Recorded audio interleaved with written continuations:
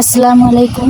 আপনারা সবাই কেমন আছেন? আলহামদুলিল্লাহ আমি অনেক ভালো আছি। তো সেদিন হঠাৎ করে বাসায় মেহমান চলে আসে। মেহমানদের জন্য কি কি রান্না করলাম সেটাই আমি দেখাতে চাচ্ছি আপনাদেরকে। তো আমি এখানে বরবটি ভাজি করে নিচ্ছি, আর এখানে পোলাও রান্না করব। পোলাওটা ভেজে নিচ্ছি, তারপর রাইস কুকারে দিয়ে দেবো। এখানে মেহমানদের জন্য রান্না করব গরুর গোশ। তো আমি এখানে গোশটাকে ভালো করে হাতে মেখে তারপর রান্না করব। দিয়ে দিচ্ছি পেঁয়াজ, মরিচ গুঁড়া, ধনে গুঁড়া, রসুন বাটা, আদা বাটা, জিরা বাটা, গরম মশলা সব ধরনের, আর এখানে লবণ, আর এটা হচ্ছে হলুদ। তো আমি এটা ভালো করে মেখে নেব। তেলটা পরে দেবো, আগে মেখে নেব। তেলটা এখন দিয়ে নেব, ব্যাস চুলাটা ধরিয়ে নেব। তো গরুর মাংস কিন্তু হাতে মেখে অনেক মজা হয়। হাতে মেখে কিছুক্ষণ ম্যারিনেট করে রেখে দিলে সেই মাংসটা অনেক বেশি মজা লাগে খেতে। এদিকে করবো ডিম ভুনা, লবণ দিয়ে দিচ্ছি আর হলুদ।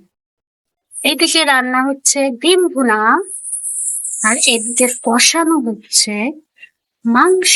এখন খাবারগুলো পরিবেশনের পালা। আমি ডিম উঠিয়ে নিলাম, গরুর মাংসগুলো আমি প্রেশার কুকারে দিয়েছিলাম, সেটা হয়ে গিয়েছে।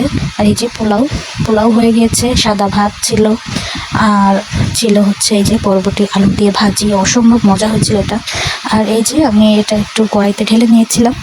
যাই হোক, এই ছিল আমার মেহমানদের জন্য রান্না বান্না। আপনারা সবাই ভালো থাকবেন। আল্লাহ হাফেজ।